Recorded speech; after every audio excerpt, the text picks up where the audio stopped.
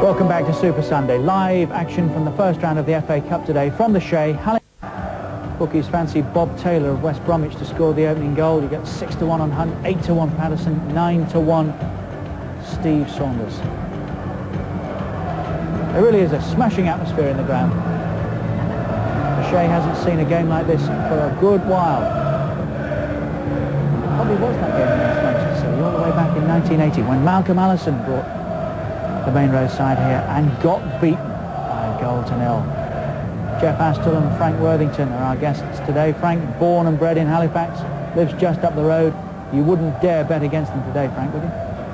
No, I think it's going to be quite an entertaining game, Richie. I think there'll be a few goals, and I'm going to go with Halifax to beat West Brom 2-1, and Steve Saunders to get the first goal for Halifax. I'm making notes studiously. The fact that they're a young side, maybe haven't been around in the cup like this before, will that help or hinder them, do you think? Well, I mean, I think it could work in the favour. You know, they've got everything out there now to play for today. It is a big game and great atmosphere, as we can see, building up, and you know, a lot of excitement. So hopefully that'll lift the boys. And they haven't been having the best of times in the Vauxhall Conference, but who knows, today might just lift them. The FA Cup is, you know, it's a marvellous thing, and you know, let's hope we can produce the right results on the day. Well, here we are live in the tunnel. You're on the baggies, of course, Jeff. No hesitation. I think West Brom will have a good win. And if they're bookie available, I'll back Bob Taylor to score the first goal. But it's not going to be easy. And looking at television now, it's going to be a great day for these little lads at the front as well, going out onto the pitch. Isn't it just? But it's going to be a good game, but I think West Brom classic will improve. The only thing that frightens me is our away record. You know, in the league, we've only got 1 point out of 24. Yes, it's very, very frightening. The only win you've had, of course, was in the Cup, the League Cup. Let's just pause for a moment. What's going on down there, I wonder?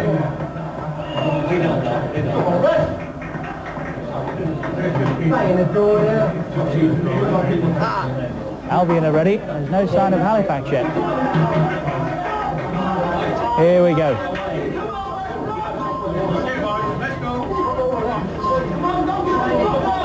Alan Flood, our match referee.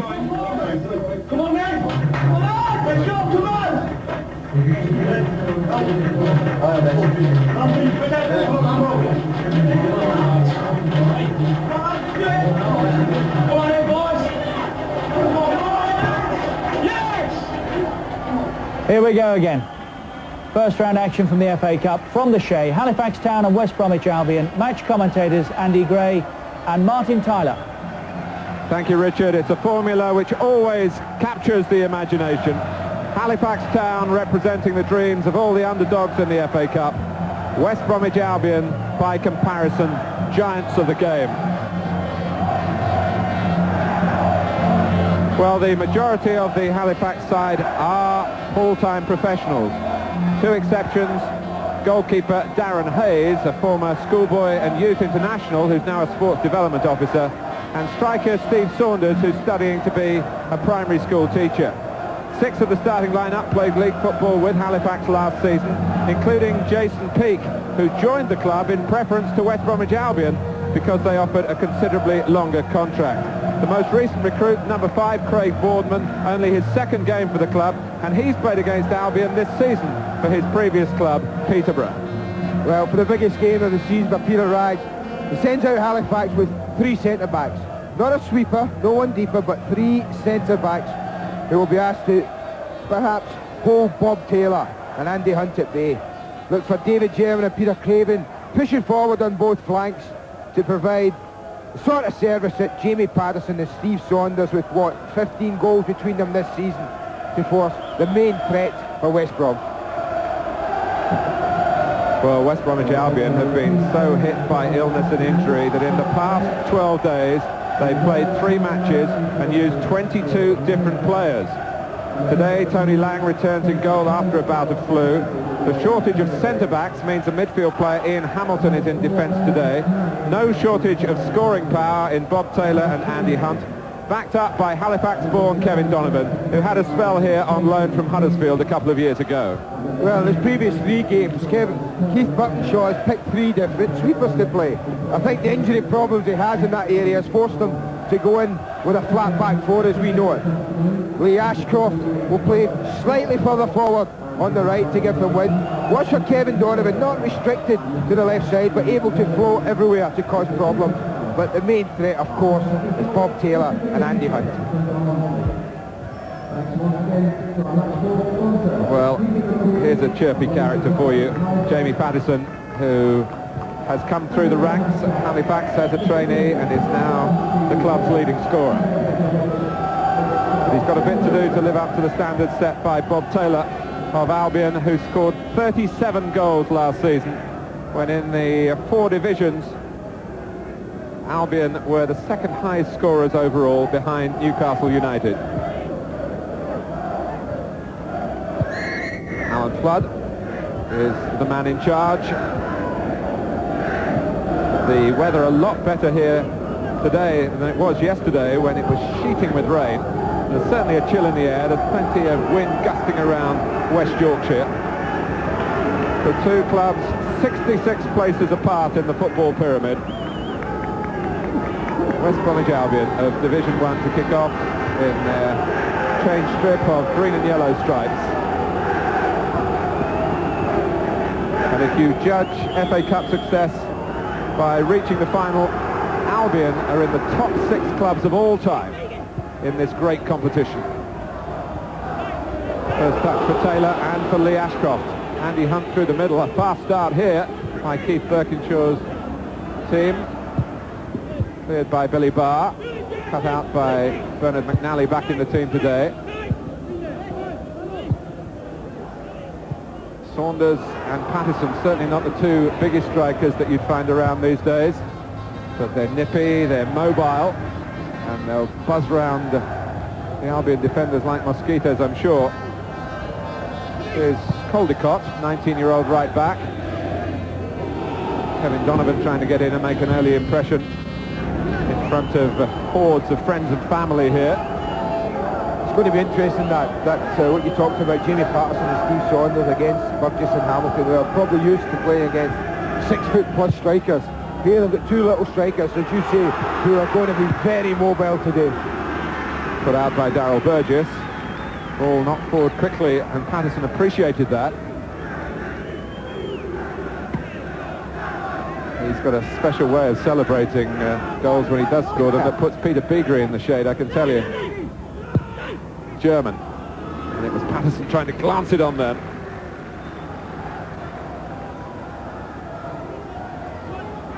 A very, very busy time for West Bromwich Albion. They've got another cup tie on Tuesday night. Talk about chalk and cheese. That's away to Fiorentina. The Anglo-Italian competition. Kwame Ampadu, who was rushed through a fitness test yesterday. Keith Birkinshaw having to delay the naming of his team. Nothing new for him at the moment. McNally under pressure.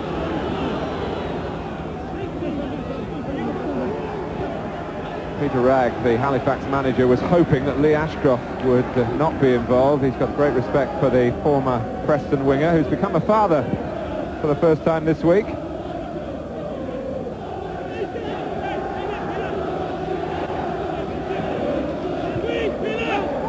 Ashcroft. Just wobbling away from first Taylor, then Donovan, and finally Hunt had the shot. None of them really mastering the roll of the ball. None at all. But I think Kevin Donovan's a bit angry with Bob Taylor, because as the cross comes over, whether he calls to Taylor or not, I'm not sure. But he's in the better position to deal with this. You can see Taylor just takes it off him. But they're fortunate because it drops for Andy Hunt and really doesn't hit it well at all. But this has been a very bright start from West Brom, it really has. They do have an appalling away record in Division 1, just 1 point. That was on the opening day of the season. Hunt. Kieran O'Regan might get there. Out comes Hayes, the ball bobbles behind the goalkeeper. And the fast start from Albion continues here, and very nearly led to a goal from the captain. McNally. Donovan going in, and this time Darren Hayes able to deal with it more comfortably. This was difficult, Andy. I'm not so sure Kieran Egan thought he was going to score here. I didn't think the goalkeeper was convincing in going at his feet. They got a bit lucky, but it was more positive play from West Brom. This is exactly what Keith Buckenshaw would have wanted. Would have expected Halifax to be throwing men into tackle, throwing the ball forward, trying to put West Brom under pressure. And what's happened? West Brom have turned the tables immediately. Well, when you talk about throwing the ball forward, look at that. That's Peter Craven, and that is a major weapon for Halifax. Slightly diffused by the lack of height in their attack for players to attack a throw, as long as you'll see anywhere in the game, I would suggest, at the moment. Peter Craven, with the natural power in his upper body, can hurl it really to the penalty spot and beyond. He's the left back, trying to defend here. The flag is up. The referee hasn't seen it, and the linesman is still waving frantically for an offside decision. Will give Halifax a free kick and not West Brom a throw. There's Peter Craven. We talked about him. I'll tell you what's the more important job for him today, looking early on at this, is how he deals with Ashcroft. Without anyone in front of him, Martin, there's no one wide on the left side of midfield, Halifax. And if it seems to me if they can get the ball to Ashcroft, he's certainly confident enough to be going at Craven 1 against 1.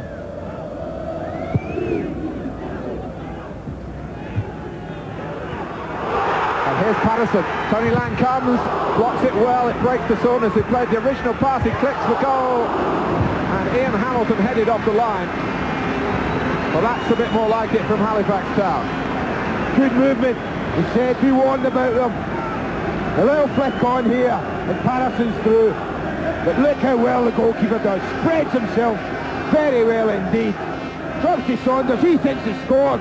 But Hamilton, that's excellent defending. Patterson will take the corner. Lang's there again. Here's Jason Peake. And still Peake, it's opened up for him. He's in here, and he's taken the goal brilliantly. The player who had trials with West Bromwich Albion at the start of last season, they offered him a 3-month contract, whereas Halifax said you can come here for 2 years. Well, he's reminded them he's still around. Well, I'll tell you what, the build-up was excellent, but Keith Buckenshaw will not be happy. It was like the parting of the ways. He really didn't do anything, Jason Peake, in the last part. They play a little 1-2 there and he's through, but look at it open up for him. Plays it straight through. On his weaker side, his right foot, he strokes it quite confidently into the net. Look at this, confidence there to stroke it past Tony Lang. What a start. Ashcroft. Taylor trying to bounce Albion back straight away. Hunt going in. It breaks for Ampadu. Well, you only have to look at the statistics of West Bromwich Albion to show that they ship goals far too often. They're a goal behind at the shade.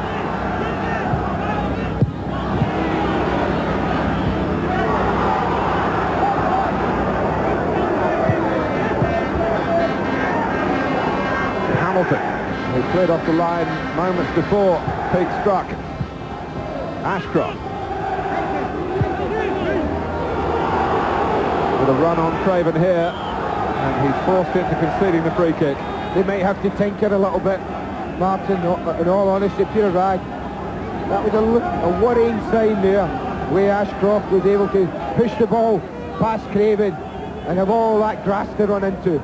They'll either have to pull one of the centre-backs over to give him a little bit of cover, just widen the midfield a little bit.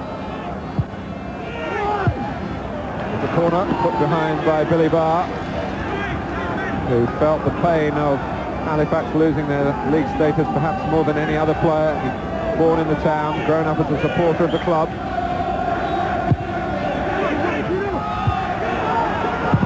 Donovan! And Darren Hayes thrust up an arm to keep it out.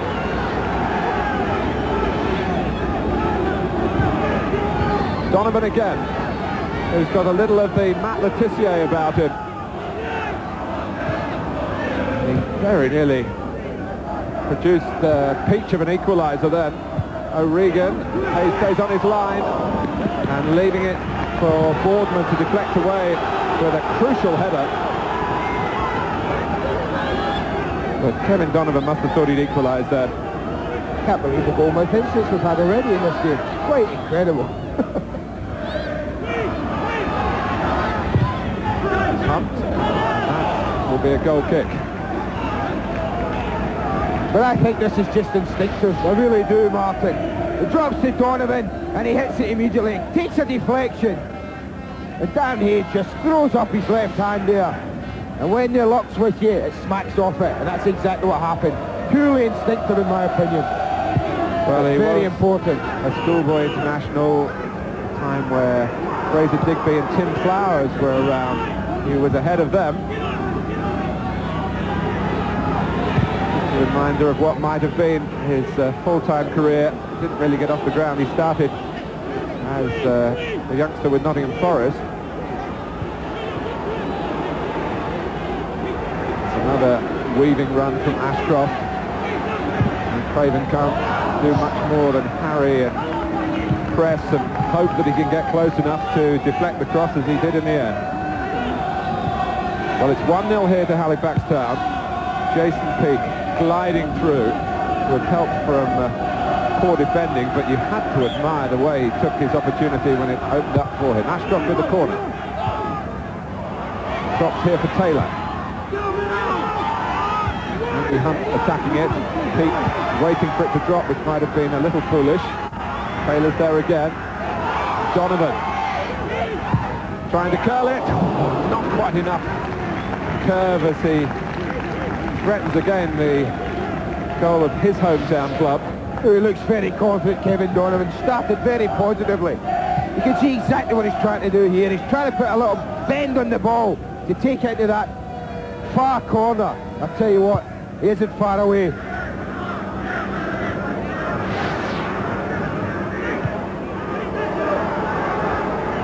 It's open, it's entertaining, and it's the first round of the FA Cup. What more do you have to say? I think of Sutton United yesterday, Macclesfield, Bromsgrove, who recently were beaten here 3-0. Halifax, wasn't it? Their last game, yeah. Halifax trying to get their name on that illustrious list. Ridings is waiting in the middle. Brought away by the talented Donovan. Taylor up with him. Still Donovan. Lambert got back. Full-time footballer for the first time at the age of 30, Colin Lambert. Known from his non-league days by Peter Wragg. Peake probing again. And he can hit them with his left foot. He scored with his right. He was telling me before the game, Jason Peake, he couldn't remember ever feeling so nervous. Well, I think that's what the FA Cup does here. This is a big, big day for most of the Halifax lads. And Peter Wragg, I bet he's never felt as nervous either. He won't be any more relaxed now, you know, that they're 1-0 up. Probably more nervous than ever. Alongside him there, you might recognise Mike Rathbone, known as Basil throughout the game. Played so many times for Blackburn Rovers. Who's the assistant here. How are the Albion management team feeling? They always seem to produce a manager with an FA Cup connection. Brian Talbot, Bobby Gould, Ozzy Ardiles, and now Keith Birkinshaw. Ron Atkinson, of course, in the past as well. Albion are in trouble again. Saunders, as it was headed back towards him by Lambert. And a succession of scoring opportunities at both ends of the ground. Albion still with a greater share of the ball. Halifax had the goal. Ampadu. McNally. Touch from Donovan. A willing Andy Hunt, who's such a great foil for Bob Taylor. Ampadu. Kwame Ampadu, who surprisingly, with a name like his. Comes from Bradford, just down the road.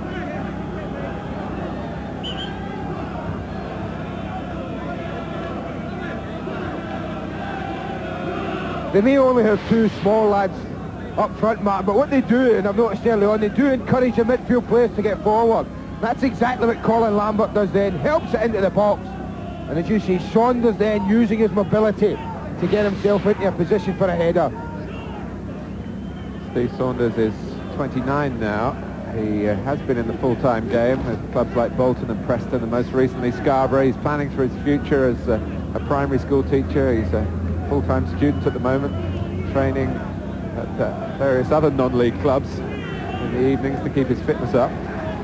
But he's giving Darryl Burgess and Ian Hamilton plenty to think about in the centre of Albion's defending. Hamilton enjoying the pack in the centre at the free kick. Missed by O'Regan. Off goes Patterson. Ashcroft. Nothing wrong with Albion's approach play. Donovan.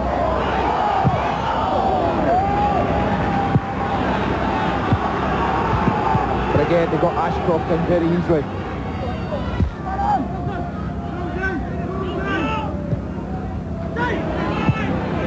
Played by German. Donovan, in goes German again.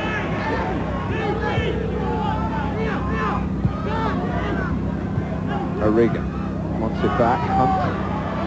Taylor. For 4 times in the last 5 seasons, Halifax Town, as a league club, have gone out to non-league opposition.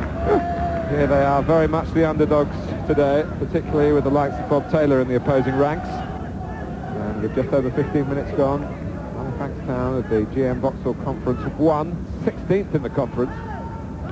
And Albion of the First Division, 0.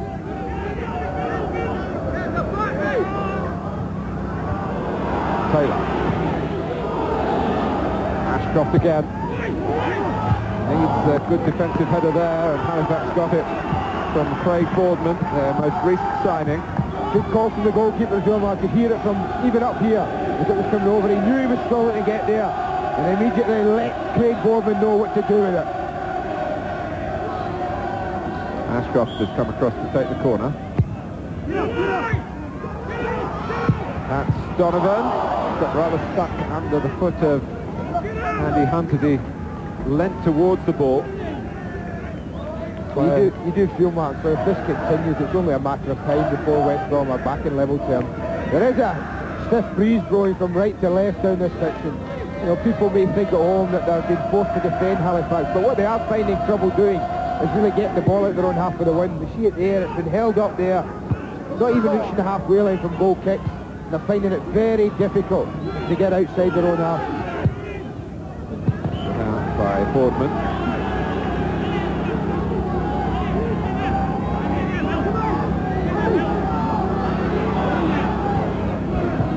Taylor with Elfyn Edwards alongside him. Taylor gets his cross in. Knocked away by Craven. Low header by Caldecott. Fastening onto it is Saunders.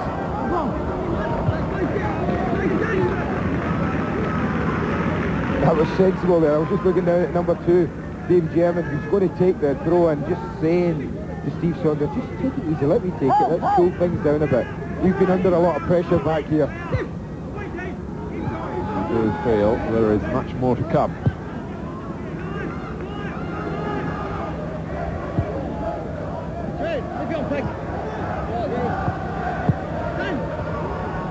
McNally. Calmly cut out by Billy Barr. 6 seasons in the league as a regular with Halifax. Saunders. German. Hoping someone would make a run into the corner there.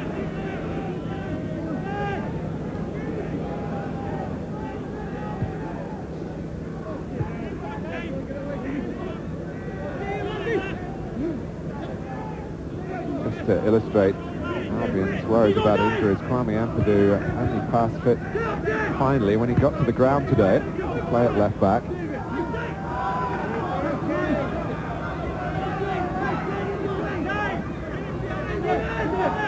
It is a narrow pitch here. It looks big because of the surrounds, but the actual playing area is about the minimum. Which should, in theory, make it easier to defend. It's not been at all easy for the defenders at either end of the pitch here. That's probably why Peter Wright's going to have 3 centre-backs. But just there, Billy Barr, the number 6, picked as a centre-back, showing that he's confident enough if the opportunity arises to go forward himself and join in the attack. Elkin Edwards, another of the part-timers. He's a fireman. He's been on nights this week.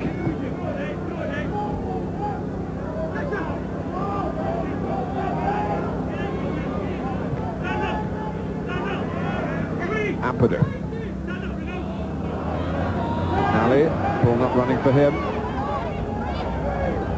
Swiftly won back for Albion by Darryl Burgess. Nally's cross. Ravens header. Peake just helping it sensibly forward.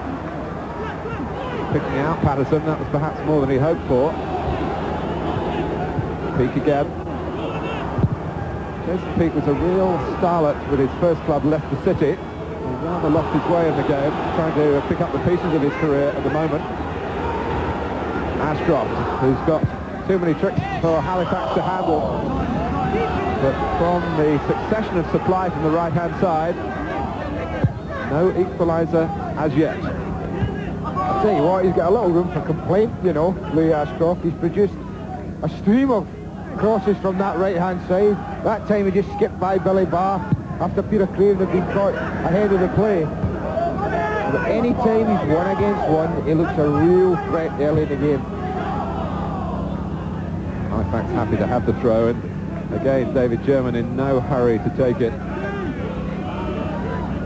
Not a case of trying to waste time to get the result, it's just, I think, really to get the breath back, because the defenders have really been on their toes and pressed back by some bright football from West Bromwich Albion, reflecting the obvious gulf between the levels that they play week in, week out. But the underdogs are leading.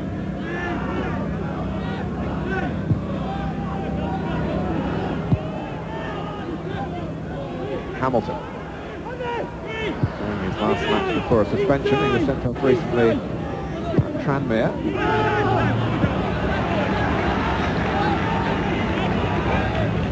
Darren Hayes, son of a professional goalkeeper. His father George was understudy to Gordon Banks with Leicester in the 60s, and he's now scouting for Blackburn Rovers, doing a job today for Kenny Dalglish. Hopes to be here for the second half. See his son keep goal against West Bromwich Albion. Well, he's missed his son make 2 important saves already in the match. I think he might have set the video. Oh, I think there's a certainty.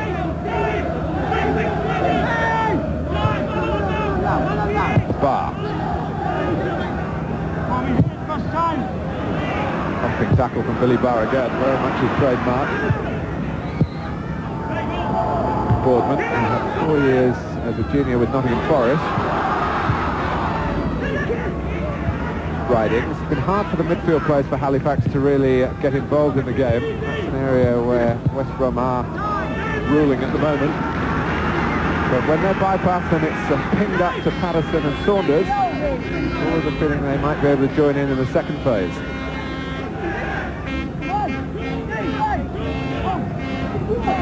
Down goes Steve Saunders. Nothing wrong in Ampadu's challenge in the mind of Alan Flood, the referee. Peake, the goal scorer.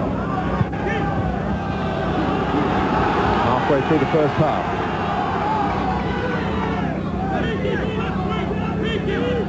The best thing for West Bromwich Albion about going a goal down is that it happened so early. Plenty of time to find the right route for recovery. Hunt.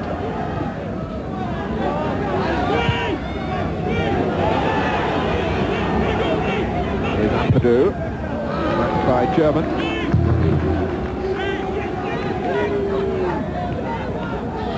Years old, David German.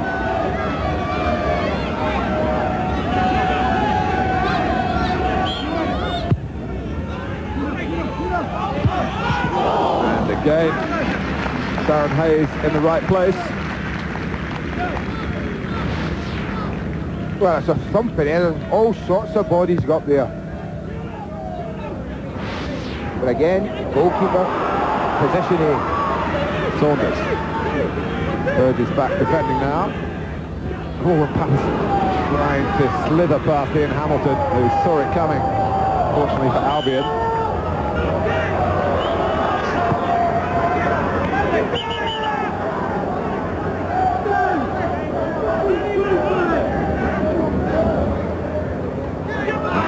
With the throw. Remember, Albion played at Wembley as recently as last May. That's how they got into Division 1 by the playoffs. Field for handball then. Taylor going in after a surge down the right by Caldecott. He's trying to regain his ground now behind Jason Peake. Craven. Good movement from Ridings from midfield, the number 8, and it runs on for Saunders! It had to be taken first time. Saunders hurt in the attempt. But this is what I mean about the midfield players have licence to go and help. Ridings it is this time who is able to cause the confusions. As you're right, Saunders has to hit it first time. He didn't hit it cleanly. And I think that's the reason the ball isn't nestling in the bottom corner. Comes across a little bit, but what is he, 2 or 3 inches out?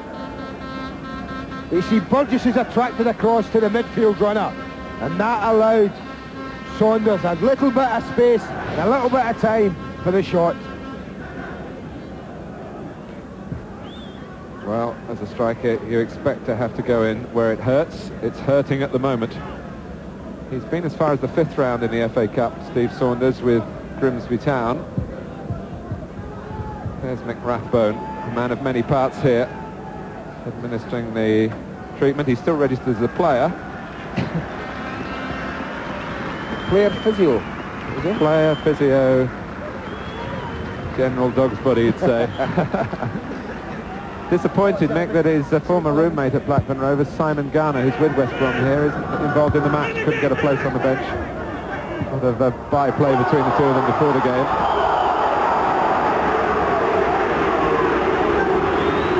By Ampadu, and there's pain all round for Halifax at the moment of the physical kind.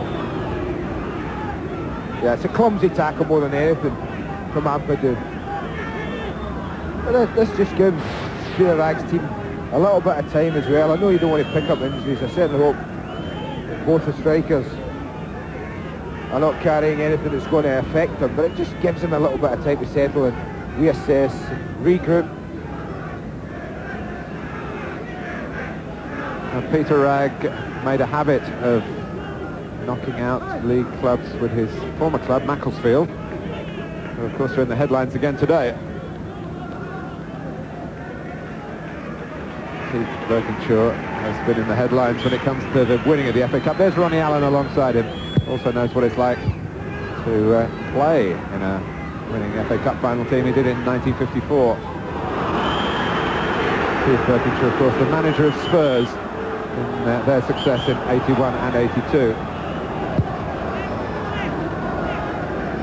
In every way, he can sense the feel of the FA Cup today. There's even a feel from the Halifax fans who I just get the impression that they're sitting and standing watching him. I mean, they're not quite sure whether to believe that they've won up. They're frightened to get carried away with it in case it all blows up in their face at any minute. All I would say to them is, hey, enjoy it. Well, they've had so much heartache here at the Farms. It really is a place that sums up the hardships of the lower end of the football scale. Not a glamorous setting here by any means. But they're proud football people in these parts, and they're delighted to see their team go about their business here, doing the closing down that Peter Ragg has worked on in the week. Will Boardman taking a bit of a risk against Taylor. Donovan. And again. O'Regan. Donovan. Impish. Inspired perhaps. O'Regan is there. Desperate defending by Peake. Saunders back on his feet again after that earlier injury, and certainly none the worse. Taking Ampadu with him, Patterson by the near post. It was, I would say, impossible to angle a header goalwards from there. He'd taken the near post to extremists, really. Lost his bearings, I think, a little bit there, Jamie Patterson. But it's a good break, good positive break from Steve Saunders. I think you'll see here, it's a lovely positive run. Now, only one thing in his mind, and that's getting behind them, getting the ball as far up the pitch as possible. But as he crosses it over, Ashcroft making it right this time in the centre. Maybe another opportunity. Craven trying to deny them that.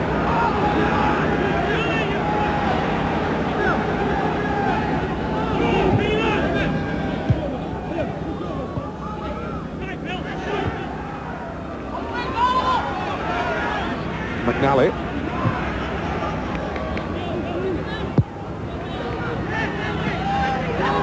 The ball was played by Elfyn Edwards. There's no offside here, but Lang read it well. To get there before Patterson. O'Regan on the Republic of Ireland international.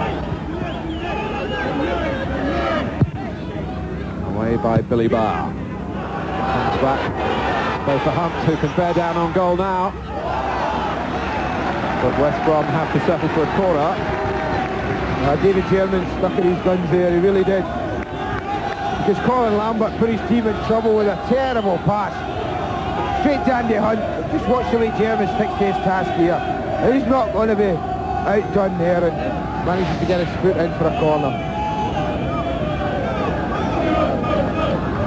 Total of corners rise before they can take this one. There's treatment needed for Andy Hunt and for Elfyn Edwards. Hunt's back on his feet.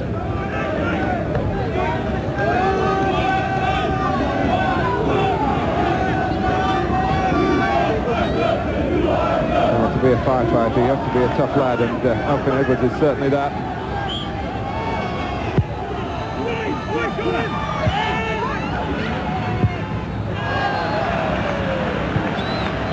There's Donovan trying something tricky. Tomorrow night, in the first round of the FA Cup, those perennial overturners, the clubs from higher divisions, Yeovil Town against Fulham. Don't miss that one. And certainly we'll expect to have you around on Wednesday. It's the World Cup. It's England's last game in the group, and we all know the mathematical permutations on a night when, above all else, England have got to get goals and hope for not exactly a miracle, but something that's obviously in realistic terms pretty unlikely. You never know, as Halifax Town are proving here. Lambert. Burgess turn and perhaps possibly change his mind. The angle was too difficult to use the goalkeeper, and across comes Peter Craven. Well, we need to ask where this is going then. The problem for Halifax, though, as I said earlier, is who's going to attack it. It's not really going to be tailored for Patterson or Saunders, but Lambert's in there, Ridings as well, but none of the centre-backs have come up. There it goes. Too close to the goalkeeper. Well, that's the occasion when you could have too much strength in the throw. Taylor trying to link up with Hunt. The first touch was not up to scratch from Andy Hunt.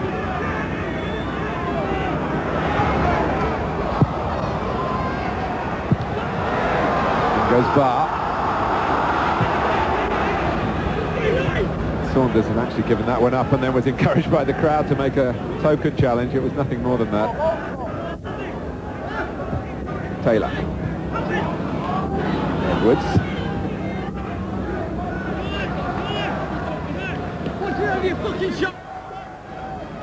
Although they've conceded ground sort of wide, Mark, when I was talking about Craven and German being isolated, what they have done very well, Halifax, I feel, in this first half up till now, is when the ball has been crossed into the box or put into the box, they've had plenty of jerseys in there, they've had plenty of players getting their bodies between West Brom players and the ball and goal.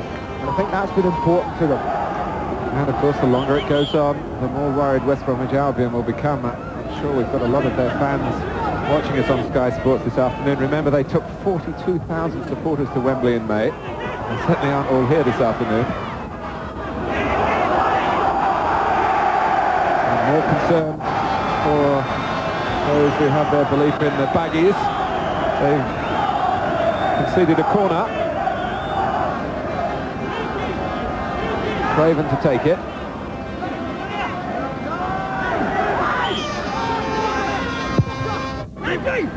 Oh, and it was awkward. The whistle's gone. The goalkeeper was being pressed there. There was a lot of pace on it.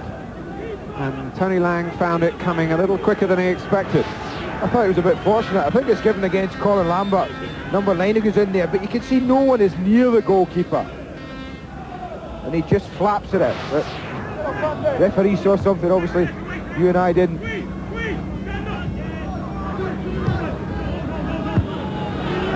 By Boardman. McNally, another former international with Northern Ireland, of course, alongside Kieran O'Regan from the south, the centre of the Albion midfield. 10 minutes to go to half-time. Halifax got a terrific fillip with an early goal here from Jason Peake. And by it, they still lead. Well, still, Darren Hayes having to make sure down by the near post. Ashcroft wanting to take the corner quickly. It was Boardman who met it.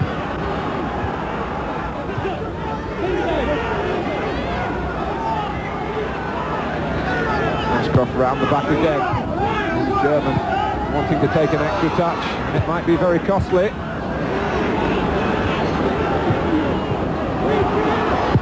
Peake, that's a ball full of pedigree. Knew exactly what was on then on the right-hand side. Patterson in for Saunders. Is this two? It is!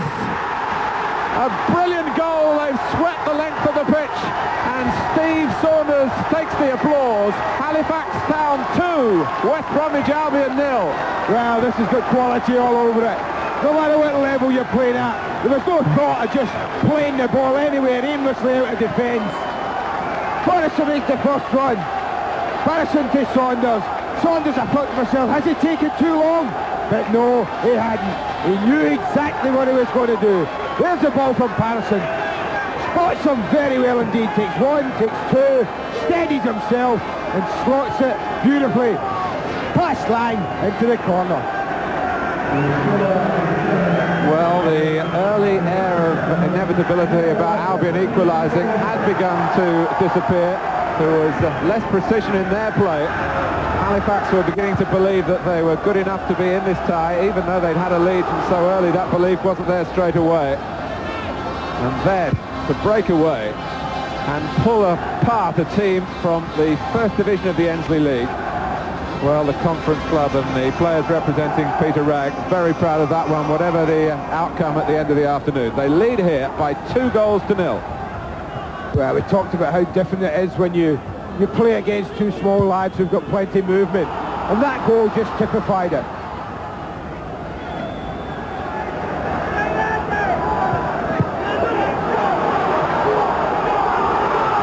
Saunders pressing Burgess. Get a quick word from Nick Collins. Thanks, Martin. Just been watching the reaction on the Halifax bench to those two goals. Really quite extraordinary. They ran onto the pitch almost, and Jamie Patterson did a double somersault. You wait till he scores one.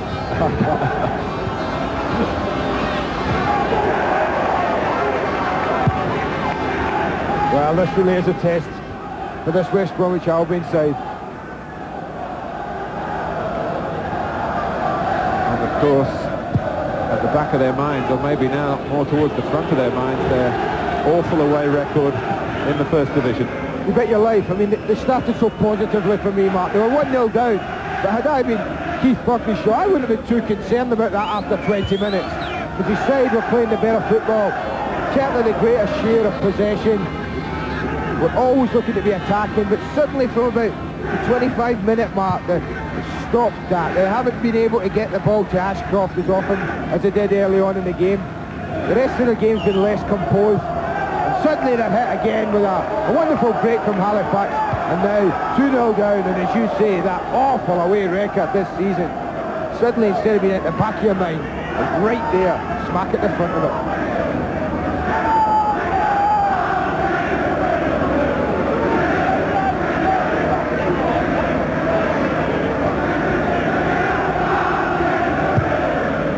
These really are rare times at the Shea, I can tell you.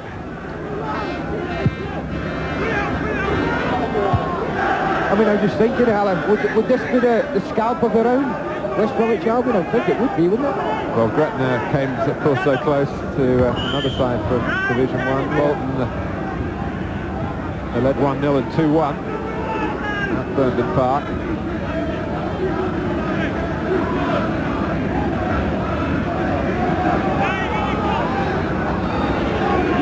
Really imperative for West Brom to get something before half-time if they can.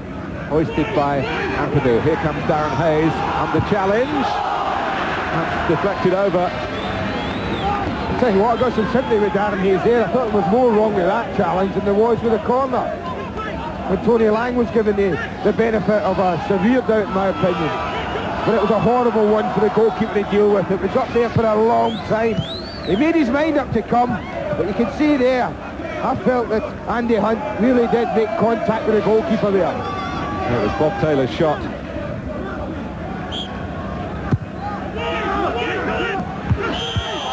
And this time the whistle does go. You often do find that. Well, let's have another look at that splendid second goal for Halifax. You should see the movement, Martin. That's the key to it. Movement between Patterson and Saunders. And when he needs to be composed, didn't quite strike it the way he probably wanted. But here we go. Well, that's Steve Saunders taking one out of Jamie Patterson's book.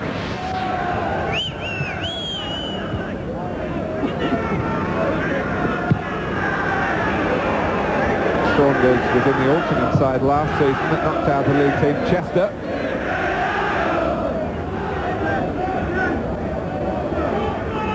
The record book's riddled with upsets at this stage, but if Halifax can sustain it here, this is one to take a proud position on a long list. Keith Burkinshaw will be anxious for the half-time whistle to go and just get his team back on track, but just lost away slightly. But it's amazing what a goal can do, isn't it? They were to nick one now, well, we would have a different game. O'Regan, Ashcroft.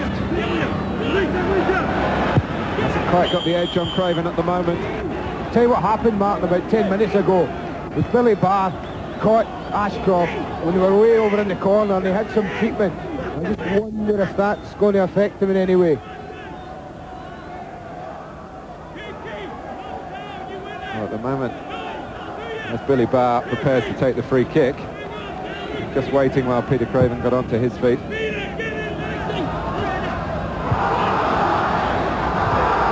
Hamilton. Lambert. German prepared to bomb on himself. It'll come for Lambert.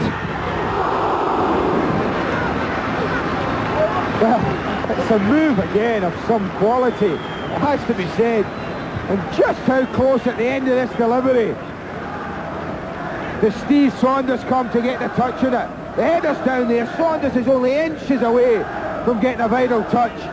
And at the end of the day, Lambert's header falls in between the target and the onrushing attacker. Look at that. Taylor. Hunt alongside him. Bob Taylor making something for himself on the left foot. But you talk to the Halifax fans and they say that in the Vauxhall Conference they feel their team plays too much football. So maybe they are suited for this sort of match that you would expect to be a struggle. It's not turning out that way. They're playing with style and sophistication. They've needed a considerable amount of help from their goalkeeper. You'd expect that. They've got a free kick now, or a tackle from behind by Darryl Burgess. Yeah, they've had to defend at times for long spells, you would imagine. But when they've broke with the ball, Mark, they've been prepared to do this sort of thing. They roll it into strikers who come short and show for it and have good movement. I don't see any signs of them, even when they're under pressure, have just been lumping it anywhere. Well, Jason Peake, who's scored one, has been involved in the build-up to another. That's deflected, and there would have been nothing that Tony Lang could have done if that had been a yard lower. They gave it up, didn't they, the goalkeeper? Because as you say, nothing on earth he could have done to stop it. She's going left. The ball dips another yard. Halifax is 3 up. Anderson had pulled away intelligently. It wasn't quite deep enough for him. He's got it back now.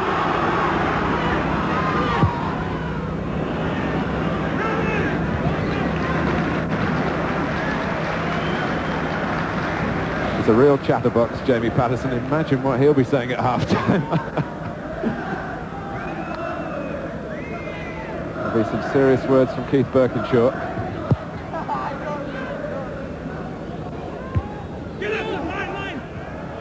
Bernard McNally going for the ball, who was in the Albion side that lost at home to Woking. And they felt that very, very deeply. The club cost Brian Talbot his job, of course, as the manager.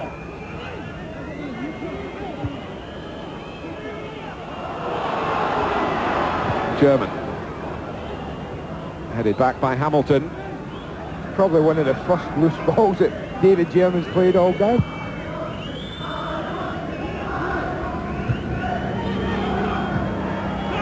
It's a good stretch by Lambert.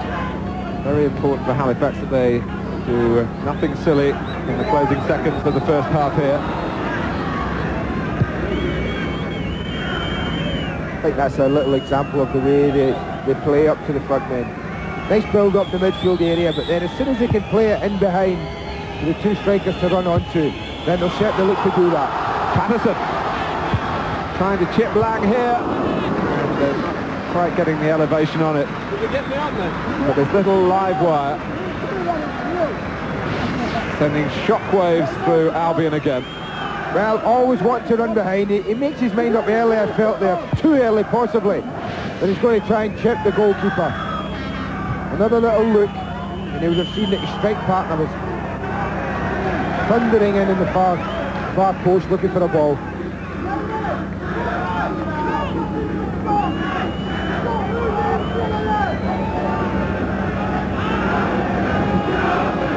Peter Wragg has left the dugout, heading for the dressing room, composing his thoughts.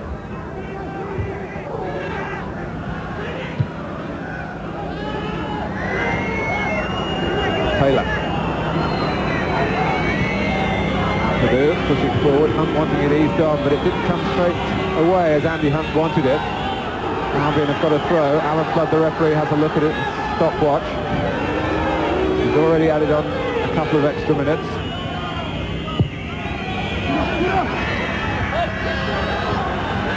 Donovan bringing it back in again. Ampadu, O'Regan. Three in the middle for West Bromwich Albion. Ampadu has found a route of his own, and it's off the line by Craven, and it hits the outside of the netting from Donovan. Peter Craven, with no room to manoeuvre there, found himself in the perfect position defensively. Ah, that's great defending, it really is, Martin. At times like that, you know, defenders sometimes don't realise the danger or don't spot it. But Craven does, he gambles that something might happen. It takes a wicked deflection to beat the goalkeeper. And that's as good as a goal, it really is. It's half-time at the Shea. Craven preserving a 2-goal lead. Steve Saunders got the second goal, a move started by Jason Peake, whose first effort really lit the fuse to a magnificent cup tie here at the Shea. At half-time, it's Halifax Town 2, West Bromwich Albion 0.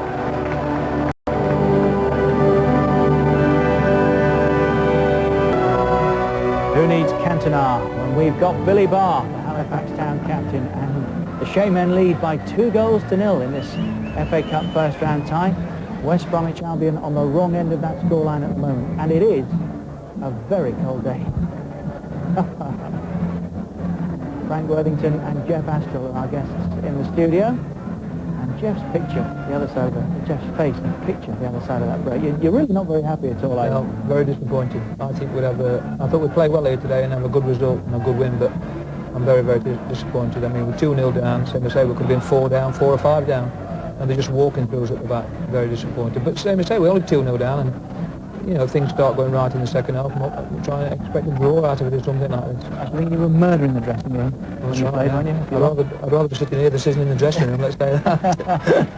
And you need good losers and bad losers alike in the side, don't you? Yeah, there'll be a few rockets flying in there, that's for sure. And you know, Halifax will be going out with the second half feeling quite pleased with themselves, but they know they've got another 45 minutes and they've got to keep things tight as possible. Look at these boys here. They're really enjoying their day. The 45 minutes they've seen so far from their team anyway. Been so much, as Martin said in Coventry, heartache here down the years, but maybe today, maybe it'll all come right. Let's rejoin Andy Gray and Martin Tyler. Thanks, Richard. The aforementioned Billy Barr led out Halifax Town at a real gallop for the second half. No sign of West Bromwich Albion yet.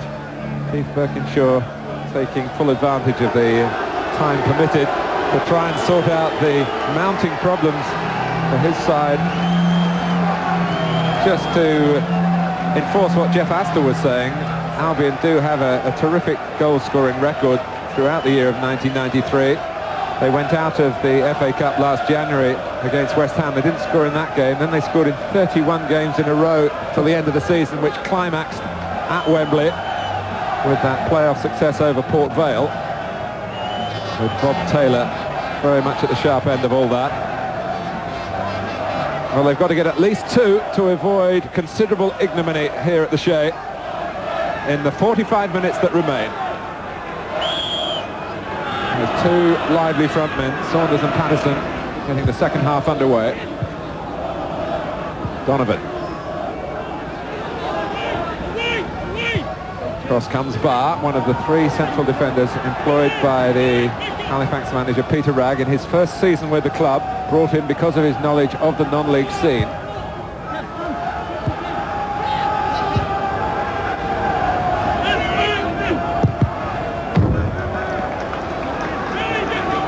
Well, we start where we left off. Albion, again, pushing forward, looking to get back into the game. Hunt's cross. Taylor climbing with Elfyn Edwards, who has been pretty close to him throughout. It's been a really smart move for me, the 3 centre-backs, because I do think they needed them today.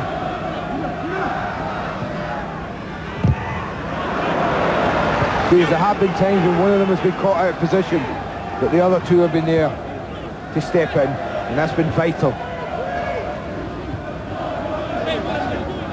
A really outstanding non-league player in his time, Elfyn Edwards, Welsh semi-professional international. Barr going once and then hesitating the second time. Lofted long by Lambert.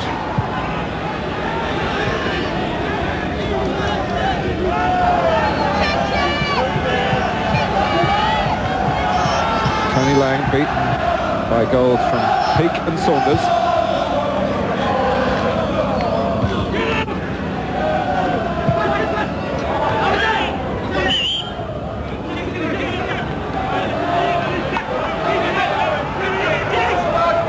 Caldecott with a throw. Saunders hustling O'Regan.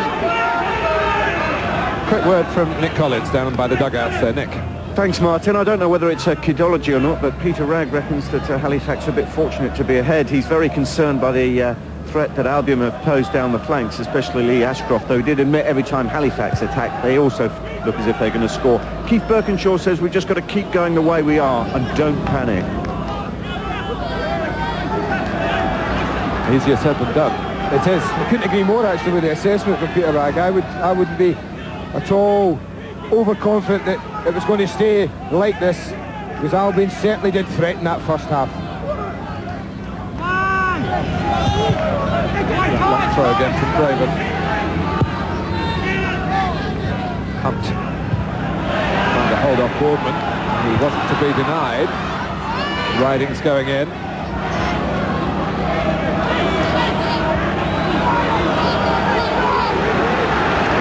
whistle goes, it's not for a foul, as Albion hoped. It's for a throw to Halifax.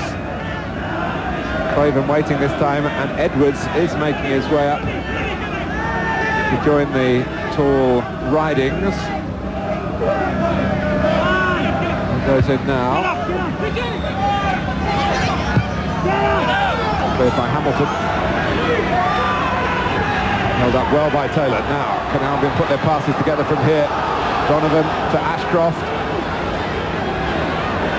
He rather checks back on himself. And Darren Hayes wasn't prepared to take the risk that that was a back pass, when really it was a deflection. I think he'd have been able to handle it with a fair amount of license from the referee. Hope he doesn't pay for that in the worst possible way, Martin, I really do.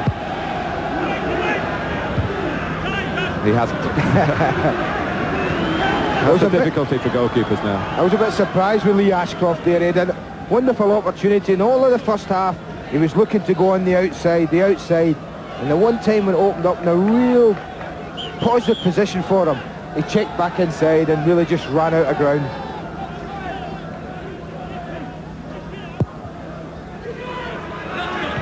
Helped on by Peake, who's trying to put on a performance here to impress other clubs to get back into the league. He's certainly caught the eye.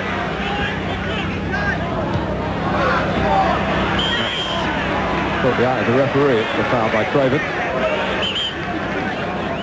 Sure, with instructions to get as close to Ashcroft as often as he can. While Craven was still talking to the referee, trying to get the ball to Lee Ashcroft, which Alan Flood recognised he shouldn't allow. In tandem again, the two on this near touchline, ahead of Caldecott. Hamilton pulling away, calling for a long one towards the edge of the area, but that was nothing like a long one. Lambert, looking leggy at times, but effective. Peake. Patterson with that clever change of direction, low centre of gravity. Ridings ploughing a furrow through the middle. Can he reach it? As Lang came off his line.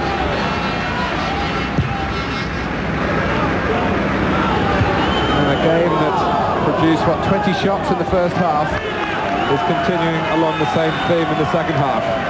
He's done well today, Ridings, with that burst from midfield.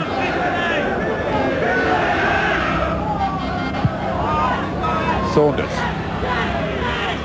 It's only Patterson in the middle, but he'll be joined now as Halifax have a corner.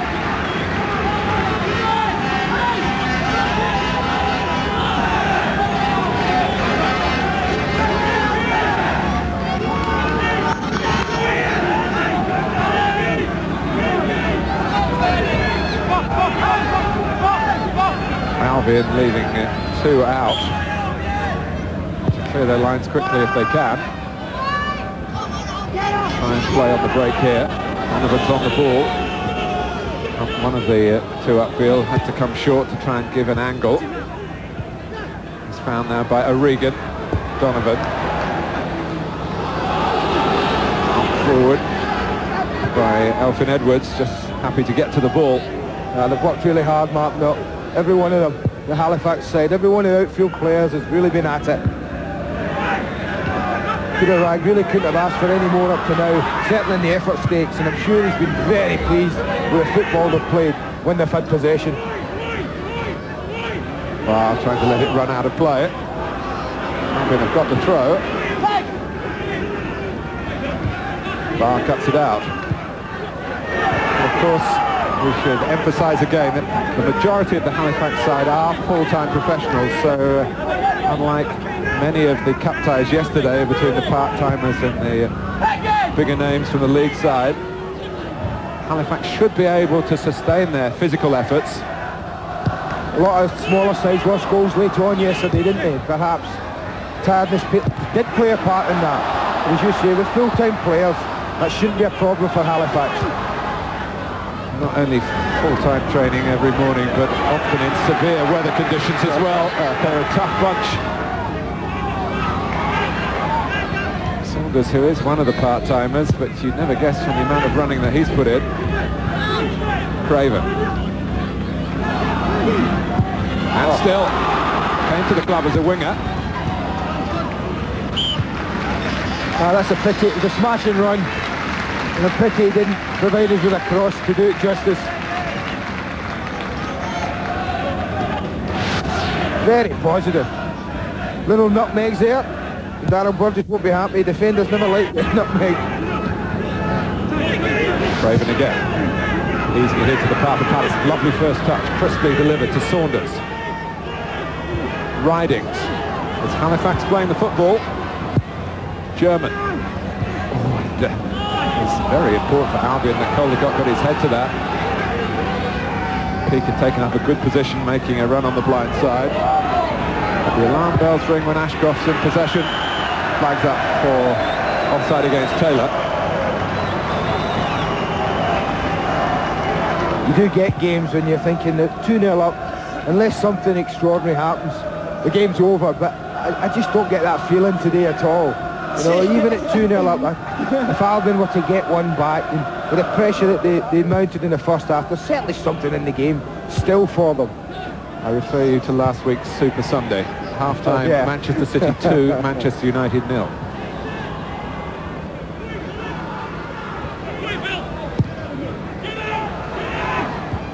Back by Hamilton. Well, the Halifax fans, used to failure more often than success, will have been worried about conceding an early goal in the their side conceding an early goal in the second half. Not as yet. Craig Boardman, part of this three-man defensive screen in the centre.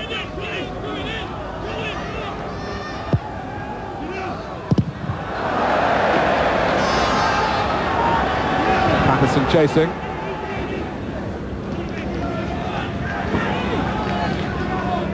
Bromwich Albion have only ever been here once before in their history, in a competition known as the Watney Cup.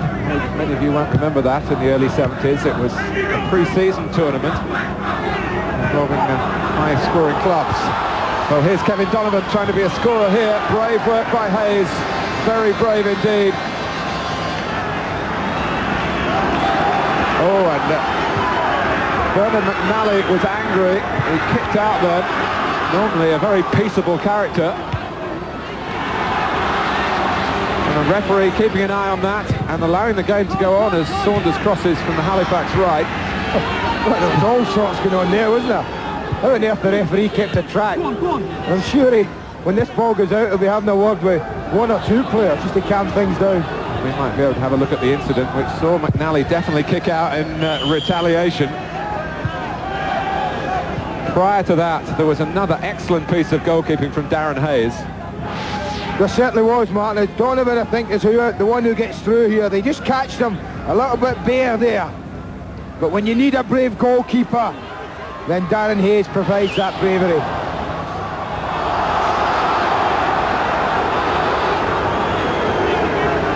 Took a bit of a whack as well there. He's been hobbling about since the incident.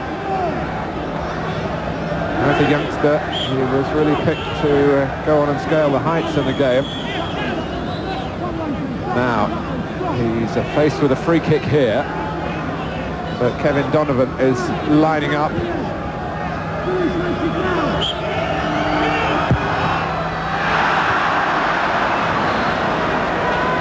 Well, the noise from the Halifax fans, derisory, summed it up, but now it'll give the chance for Mick Rathbone to give some treatment to the Halifax goalkeeper, Darren Hayes.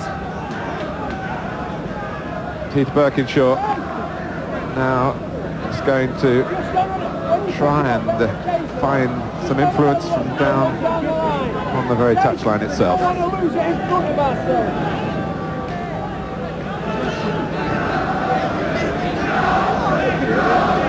Well, the Halifax fans and Peter Wragg, the manager, will now be concerned.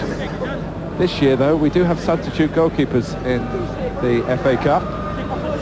And looking at Martin Filson, one of the outfield substitutes there, but Nick Brown is warming up down the touchline, just in case he's required.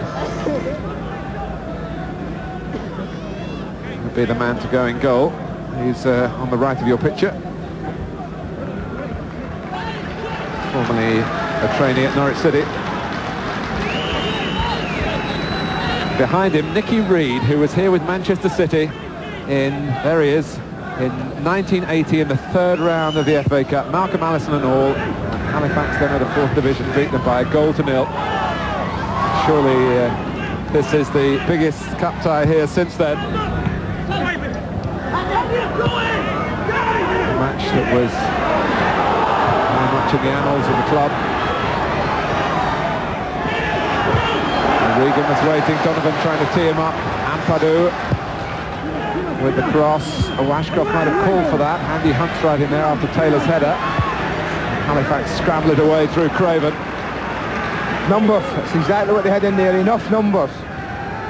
But they're getting opportunities, there's no doubt about that. There's something in this game for West Brom. If they can just find someone who's clinical in front of goal. I think what's been helpful to Halifax, in fact, that Bob Taylor, who they wouldn't want to get chances, hasn't really had that much of a chance.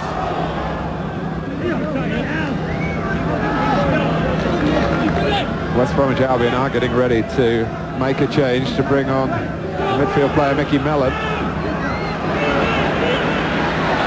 Good work by Patterson.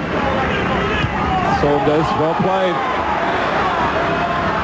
Back comes Caldecott. Oh, and Saunders fulfilling in the sandwich between Hamilton and Caldecott. Well, someone's getting booked, Martin, but who? Here's Stacey Caldecott. Just teases him. He knows exactly what he's going to do. I think the referee, you pick anyone from two there.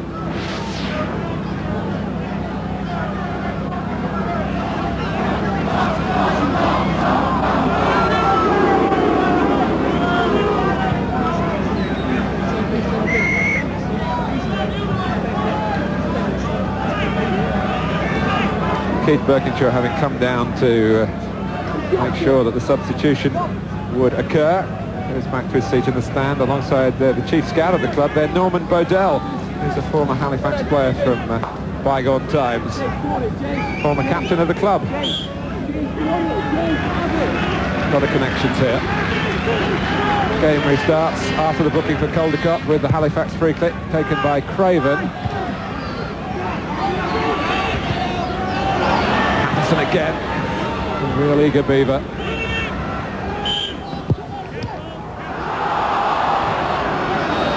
Half an hour to go. Half an hour for West Bromwich Albion to salvage their reputation and salvage a place in the FA Cup. And on comes Mickey Mellon, and it's Kevin Donovan who is substituted.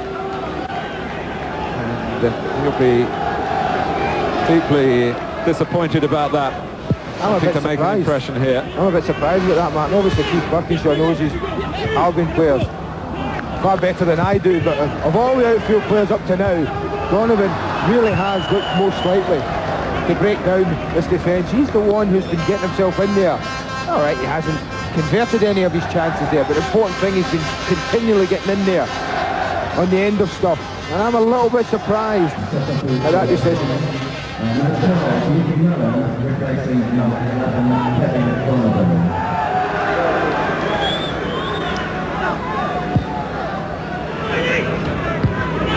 Mellon's just taking a position behind the front two. He is an attacking midfield player. Here he is. Scotsman. Flag is up. Tell you what, David German will be happy to see Donovan go off. He really will.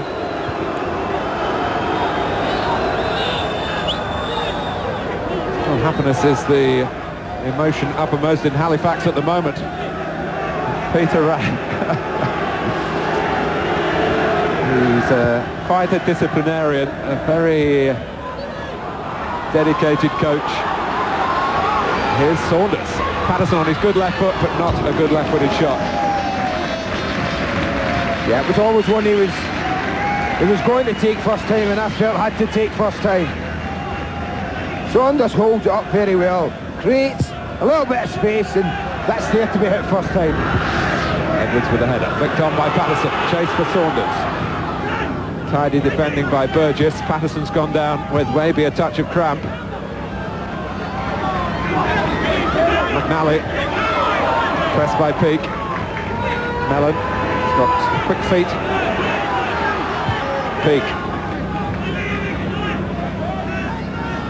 Jamie Patterson's back on his feet, but he's still feeling that nagging, cramping pain down the left calf. Hunt trying to glance it on. It's a free kick to West Bromwich Albion.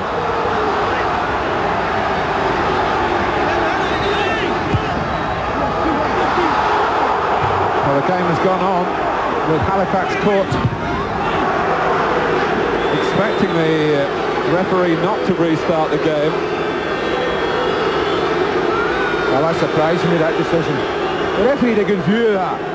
And Colin Lambert got caught when Kwame Ampadu was retrieving the ball, and he just seems to stick his studs in here. Just watch this. It's an accident, I think, but he goes to pick the ball down. They go in there, you see right at the top of his foot. And I'm really surprised that the referee allowed the play to go on.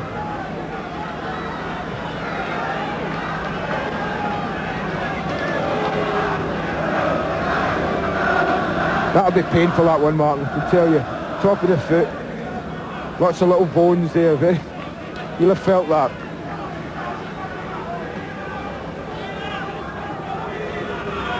Well, the Billy Connolly look-alike on the left doing the stretching exercises is Sean Constable, who played for Great Britain in the World Student Games in the United States earlier this year. Studying in Leeds. Martin Filson is a centre-back, is the other possible replacement if Lambert can't go on.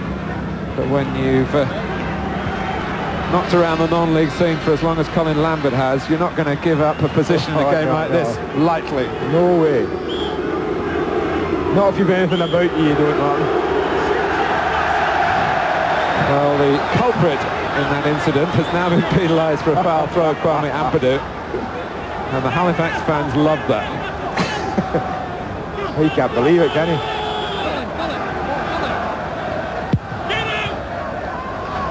Saunders. Well, they're not exactly the Twin Peaks, are they, those two up front? But goodness me, they've performed heroically. The ball is so often stuck when it's been drilled up to Saunders and Patterson. They've been a handful, I think we can say that, most certainly. Nothing better if your team's under pressure either than to know if you do clear your lines, you've got two lads like that up front who will just run till they drop, trying to give you a little bit of breathing space. All the while, common sense tells you that West Bromwich Albion will do something. But they're running out of time. Sense ever come into it in the FA Cup? For God's sake, Martin. Hunt.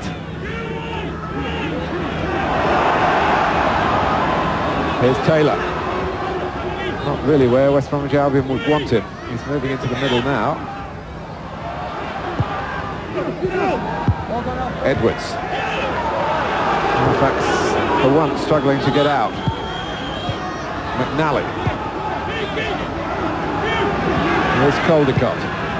Rolling it into Hunt. Trying to take it on the turn. Gets a corner. Edwards didn't complain. One of those that could have gone either way. Is that the little bit of luck that Albion need? Ashcroft takes. Well held. It was Bob Taylor who climbed unchallenged that time, and Darren Hayes adds to the list of fine saves credited to him today. Well, he's enjoyed his little bit of good fortune as well, Darren Hayes, but any time the ball's been on target, it's been right down his throat and he's been in line with it. And we'll have to credit him with good goalkeeping on that. And that was another example, but as you say, worryingly for Peter Wragg, Bob Taylor goes totally unchallenged.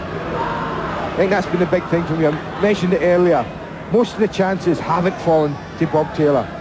Very few clear-cut chances have fallen to that man, and I think that's probably why West Bromwich Albion scoreline still reads blank. Just to go back to Darren Hayes, I commentated on a schoolboy international. The two goalkeepers were Darren, and the substitute was Fraser Digby, who's playing with Swindon in the Premiership. And Darren out of the full-time game here with Halifax, but very much in the spotlight on And there's somebody that's turning out to be a really super somebody at the show for Halifax Town. So far.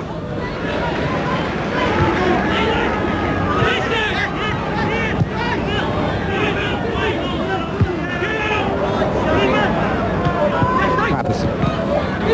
Saunders working so well again. Peak, clever ball. Ball, is it by Lambert? No, not intentional. And a thoughtful pass from him. Peak, Patterson with the early cross, looking towards another run from Saunders. Peak, Patterson. Now some room for Albion with Mellon. Hamilton.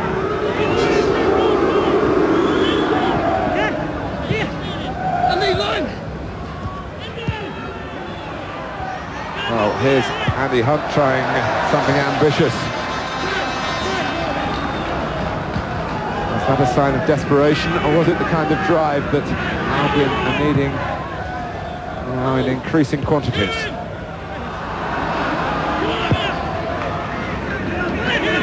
Time for Patterson.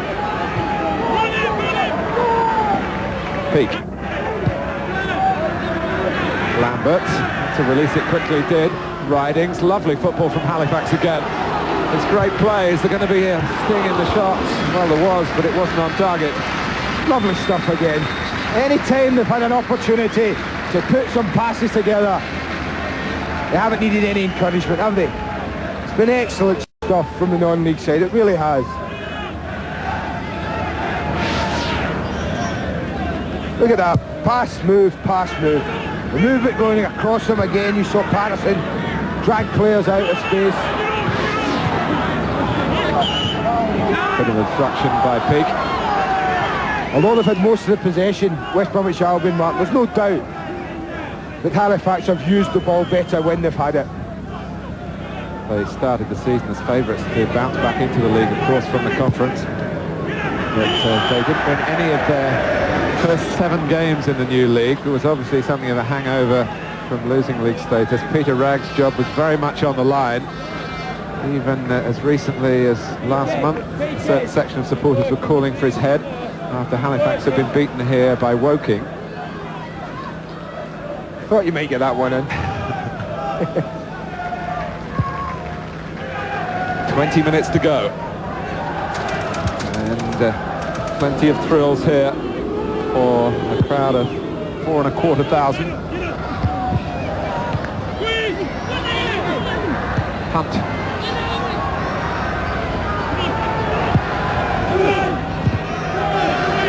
Taylor was trying to take that with a spin and a shot that this side so badly need, but here's Lambert. Getting himself across in front of his opponent well. Well, that's suddenly through the centre, David German. Where did he come from? What is he doing away up there? He's probably just pulled a muscle with a little bit of cramp as well there. They really have worked tremendously hard. He scored in the first round last season, David German. The consolation goal in that 4-1 humiliation at Marine. Different story today. At the moment. And if you've enjoyed this, as I'm sure you have, unless you're deeply involved with West Bromwich Albion, more FA Cup thrills to come tomorrow from Yeovil. Yeovil against Fulham. And then it's the World Cup on Wednesday.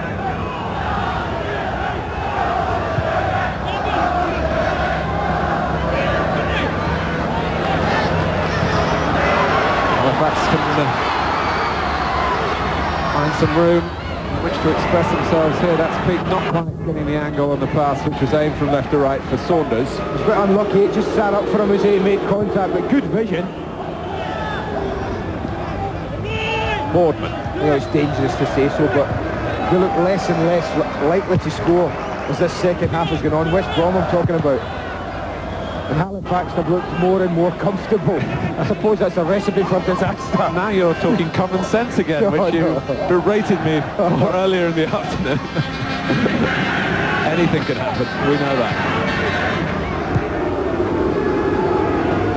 Ampadu from McNally. It hasn't stopped working. Ampadu with a chance to feed Taylor in the air here. Ashcroft. Caldecott. Still Caldecott. If he looked up and spotted someone in the centre, he couldn't find him. Halifax were hanging on for a second. Hamilton coming through the back.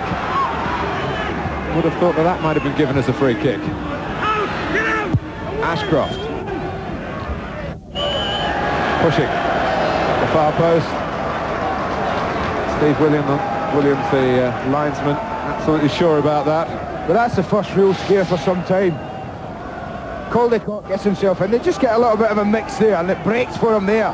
But you just watch how difficult it is. Look how many bodies Halifax have got in the 6-yard box. What? 6 against Bob Taylor. That ain't bad defending. Ain't bad odds either.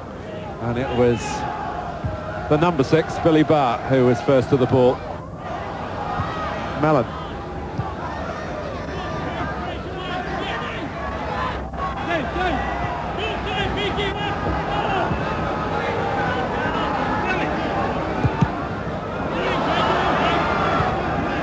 Hamilton. Ashcroft, always an avenue on the right-hand side, but they've got to give him better service than that. Cut out by Craven.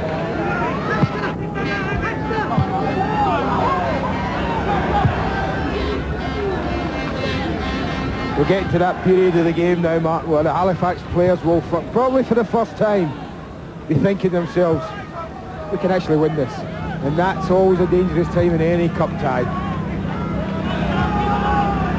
O'Regan. West Bromwich Albion still trying to play their passing game as they've done from the first whistle.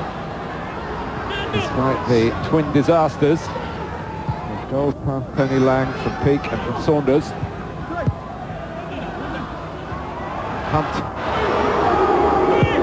Now they're filling the centre. That's Craven. Copes with plenty of style. Well, the officials from Halifax up off the bench there. Peter Ragg leading the complaints with the linesman for that not being called a foul by Hamilton. Hunt, there's no one there at the far post for West Bromwich Albion. Lambert. Hamilton's there. Cross comes Saunders. Can't get there in time. Nor can Peake. Sustained pressure from the Division 1 side at the moment. You'd surely expect that in these circumstances. They've found it hard to get into that position. It's Mellon's cross. It should be straightforward for Hayes. You can never be sure in these circumstances. The heart beats faster when the consequences of dropping the ball might flash through the mind.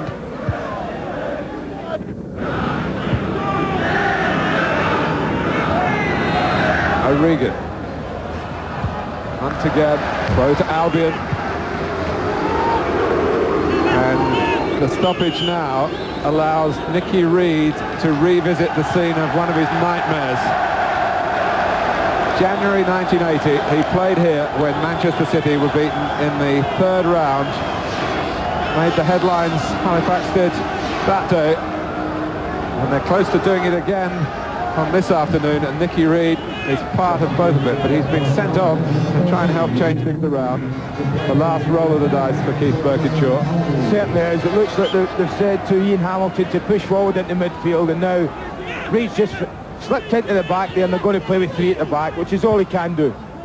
He really has to gamble now that something will fall for them in the next few minutes. Caldecott. That's looping up and away for the corner.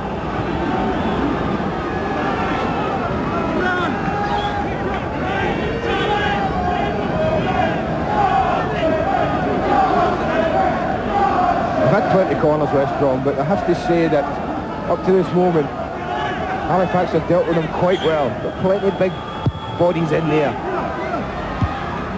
Edwards got to it. Peake first to it. There's a blue and white striped shirt being worn by Colin Lambert. The green and yellow stripes are still suffering, still struggling. Cut out by Elfyn Edwards.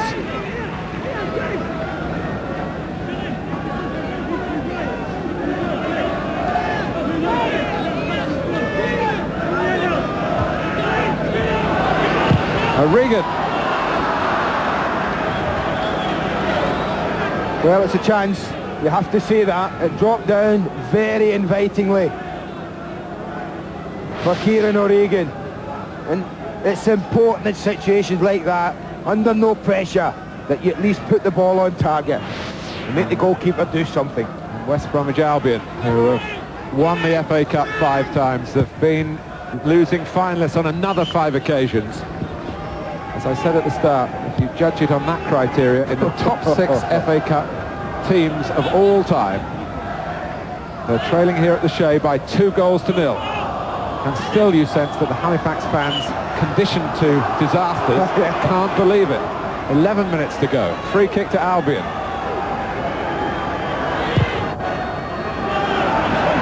It's safely in the grasp of Darren Hayes again.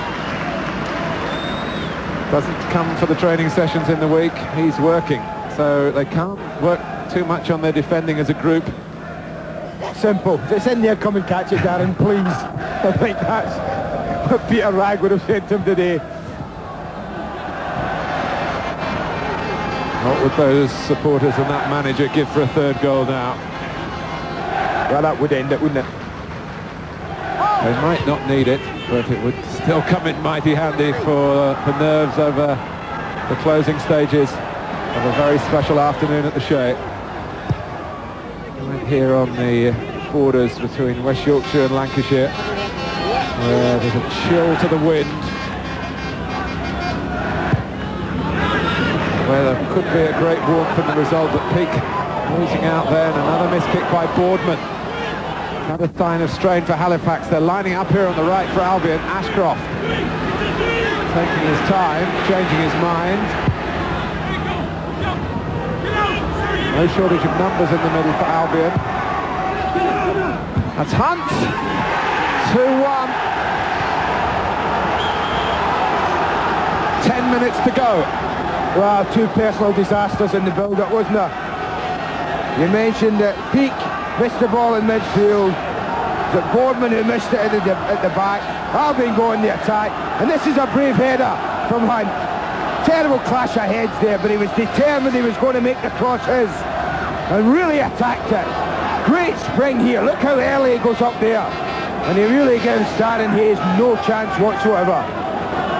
Now, how brave are you, Halifax? Well, how brave was Andy Hunt then? The type of courage that Albion were crying out for. It was a sickening clash, really. But look at that. Not noticed by those following Albion straight away, with the joy of seeing where the ball ended up. Yeah, I think there's 1 or 2 teeth maybe missing there, Mark. You see he goes at it and it's a follow-through. Straight in, but look, he sees it go in the net. I tell you what, if they get something out of that, then Andy Hunt will think it's been worthwhile. It's an awful mess. But if you're a striker and you're going to be brave and go in there, then Andy Hunt knows he's going to pick up 1 or 2 of those in his career. 2-1, Albion for the moment, down to 10 men. Remember, they've used both their substitutes, and now we have got a finale. What Halifax were fearing. They're not a side that can look back on their history and say, well, we're used to seeing things through here. Andy Hunt off the pitch. The ball in the hands of Peter Craven, and shortly to land in the penalty area. McNally. McNally again. Mellon. Now Ashcroft. With a run here on Bar.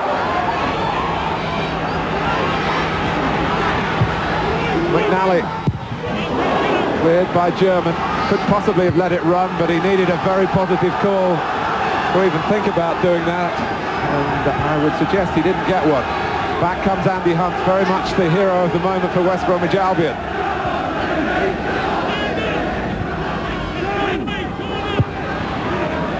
Craven.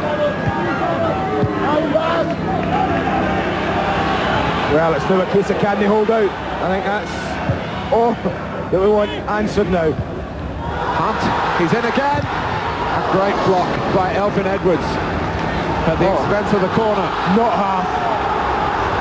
Opened up for just a fraction of a second before Edwards closed the door. O'Regan's cross. Burgess going in. Suddenly, Albion are winning the headers.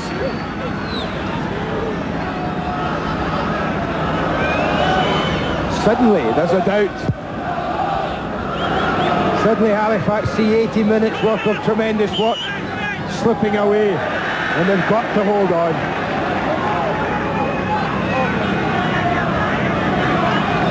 Well, Jason Peake might look back on the way the ball ran past him a few seconds before Andy Hunt went in so bravely. Well, if you don't experience the pain, you don't get all the gain. Lambert. That's Craven. It's a stern piece of defending, as Edwards had done at the other end, by Caldicott for Albion this time. Ashcroft.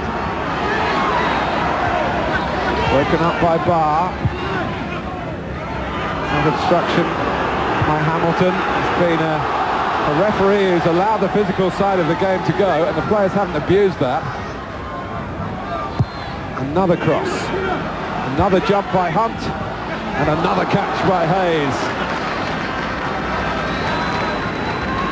I know we've talked about the way that Halifax have played their football, and they're going to have to cope with more and more of this in the last 5 minutes. Again, Hunt gets up very early. I think a free kick would have been given in that situation had anything occurred, but now's not the time for Halifax to play football, Martin.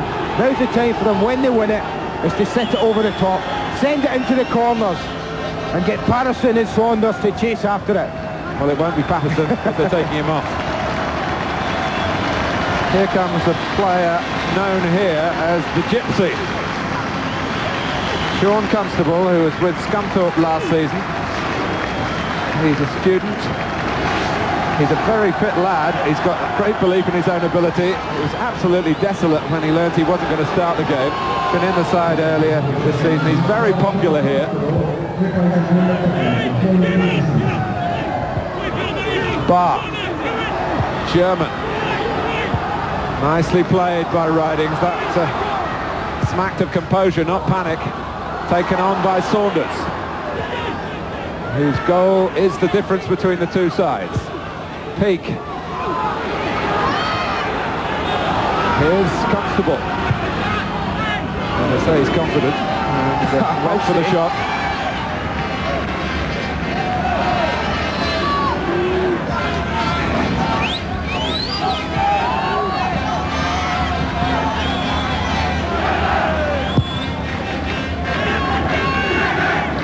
Boardman.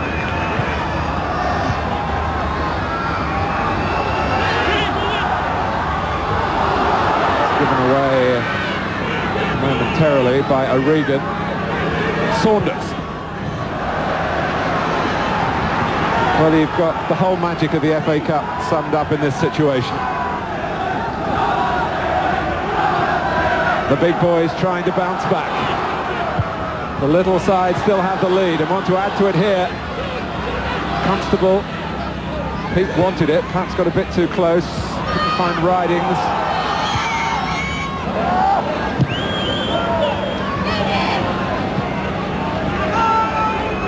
We'll use up a few more seconds. And time is on the side of Halifax Town. Oh, this last 3 minutes though for the manager, I feel like they have to. Craven's called for it, and Peake didn't respond to that. You can hear the call from here. Peake again. Constable. Saunders, good touch. Constable ploughing on. Ridings too. Made some good runs from midfield, the number 8. Whatever happens, Halifax have performed like heroes here. But whatever happens, who knows what's going to happen. West Bromwich Albion. Clinging on by their fingertips. Great work by McNally in the challenge against Craven. Ashcroft with the cross. Hunt's up well again. Mellon right in there, appeals for handball. All Albion get is a throw.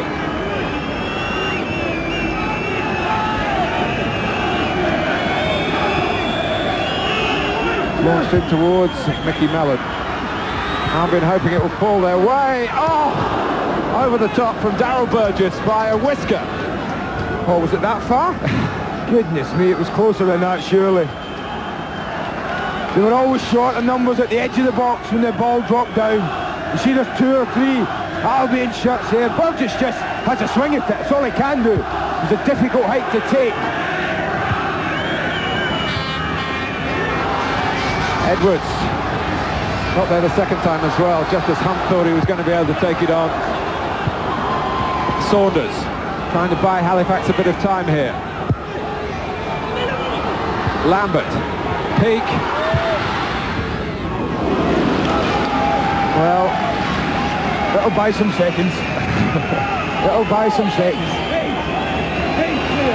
1 minute on the clock. There'll be some stoppage time as well.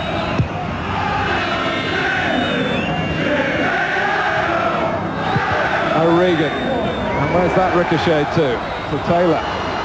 Mellon, nice work on the ball. Bob Taylor, well shepherded on that occasion by a very vigilant David German. McNally.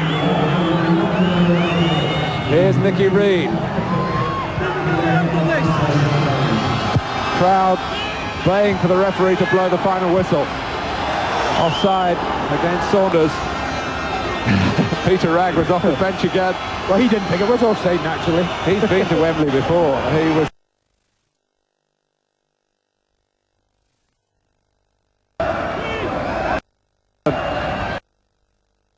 All the pressure coming from West Bromwich Albion. Conference Club down under the cosh a little, but helped now by the flag being raised. You can't miss it when Steve Williams does it. Nicky Reed said to me, I don't want to talk about it, I don't want to talk about 1980. But here he is again, so close to being on the wrong end of another upset. Of course, he's played in an FA Cup final back in 81. That just shows the triumph and tragedy aspect of the whole thing. But it enthralls us year in, year out. Yeah, they'll take their time with this throw-in. They're not in any rush at all, quite rightly. Get it in the corner, keep it there. That's what he'll be thinking, Peter Ragg, please. Saunders. Back for Constable. He wants to get a cross in. That might not have been the wisest thing, although that's a deflection it is. Tony Lang does pick it up, and I'm sure he was entitled to do that. Edwards.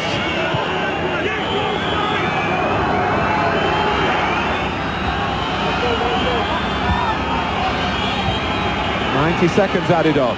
Still no sign of the final whistle. Up goes Elfyn Edwards again.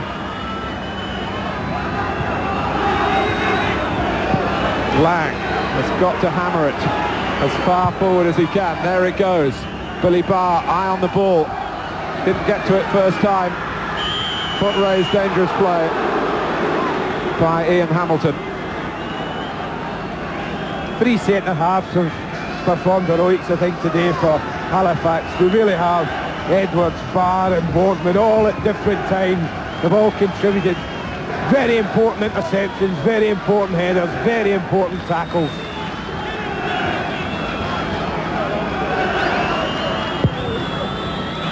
Keith Birkinshaw, a Yorkshireman through and through, back in the county of his birth. But not a visit that he's going to want to remember for very long unless Albion snatch something here. Andy Hunt gave them hope, and here we are, coming up to 3 minutes of time added on.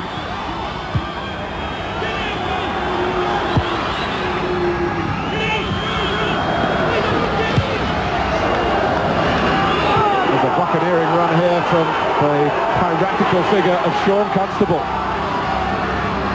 He's got Saunders with him. That just shows you, Martin. I mean, at a time like this, you should just be running the ball in the corner. Like offside, given the crowd think it's all over, but It's an offside decision. And Sean Constable, I think, rather playing for himself rather than the team. Oh, yeah. I mean, he should be running into the corner flag, say, come and get me now.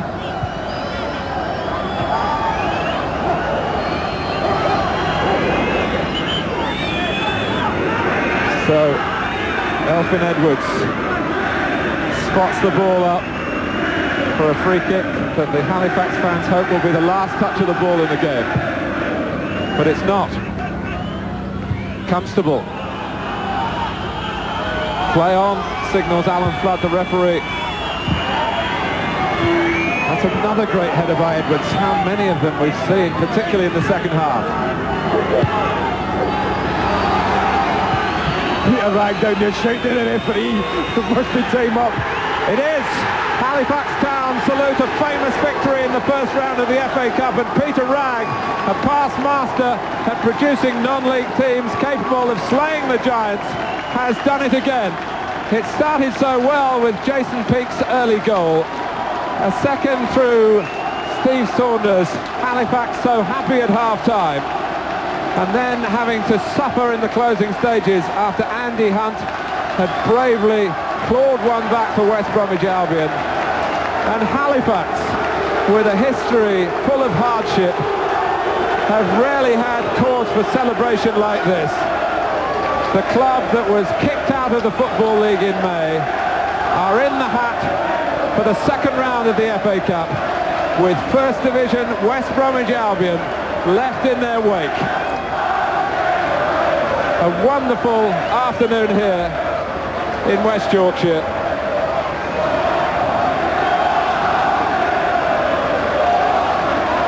A side that have been struggling in the conference, but they've had their day here, and they've shown that they can play football at this level against teams with a passing pedigree.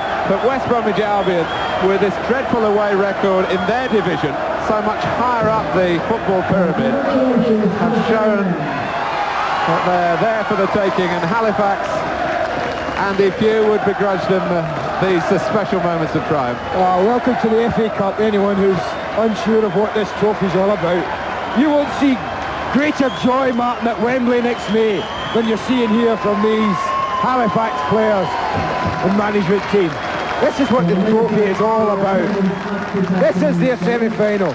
Their final comes next round, when they have that chance of getting through that and then drawing a tie of their dreams at Old Trafford, at Highbury, at Villa Park. You just saw the two scorers there. There's another hero, Darren Hayes, and I do hope his dad, George Hayes, was here to see it, a former professional goalkeeper himself.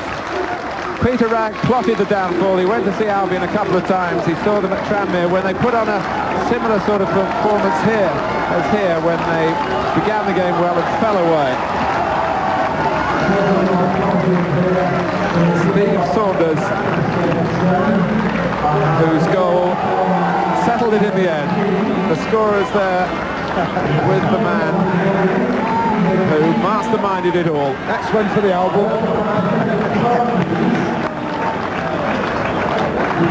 It's not been the happiest place, Halifax, and it's not happy for Albion followers who have been here in their hundreds today. Well, let's go into the winners' dressing room. Heroes one and all. Craig Boardman there in the centre of your picture, only his second game for the club.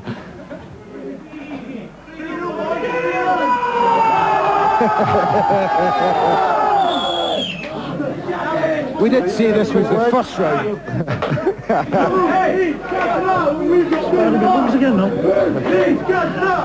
Steve Saunders, one of the goal scorers. A bit worrying at the end, but a terrific afternoon. Yeah, they got back in the game, didn't they, second half. Put us under a lot of pressure. I'm just glad we had the two goals that we got in the first half to give us a bit of a buffer. So, how much of a victory is this? I mean, you've beaten a First Division team after all, haven't you? yeah, it's tremendous for everyone to do with a club, like fans as well, like, and that, and the lads. Unbelievable, just great. Did you think you were going to hang on, though, towards the end?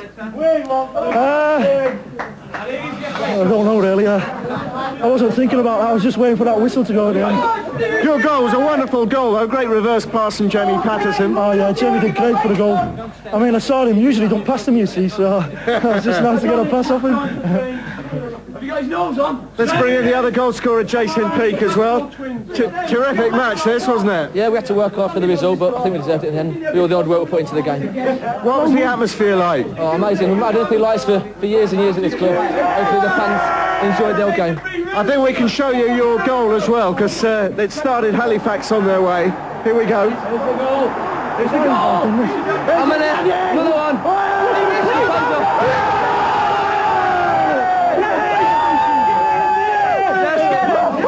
I enjoyed that. Nice to get a goal on the TVs, and someone at home sitting on his own. That's for you, Dad. That's for me, Dad at home. Sitting on his own.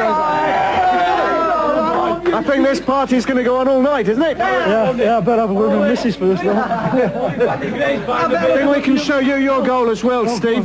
Here we go. Here comes the second goal. Go on, Steve! What's Jamie passed him, huh? Jamie's that first pass at season, I think. That's the first time ever. Go on, Big Go.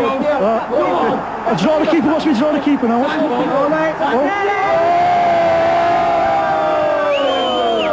Goodbye, West Brom. And it's as easy as that. West Brom. Back on the champagne now. What will this do for the club, do you think, a victory like this? How much of a boost is it for you? Hopefully we can go in the league now, win a few games in the league, get in the top of the table, and get promotion this year. Do you think that's still a possibility? Of course it is. There's nobody in this league we're frightened of. So hopefully we can get the league and beat everybody, really. All right, we'll let you carry on celebrating. Well done, lads. Great match today. Thank you, Nick. It's some scalp. Albion have won it 5 times. They've been in the final on 10 occasions, but Halifax Town, the Vauxhall Conference, have beaten them today. Halifax Town 2, West Bromwich Albion 1. We'll be back at the Shea very shortly for more scenes like this.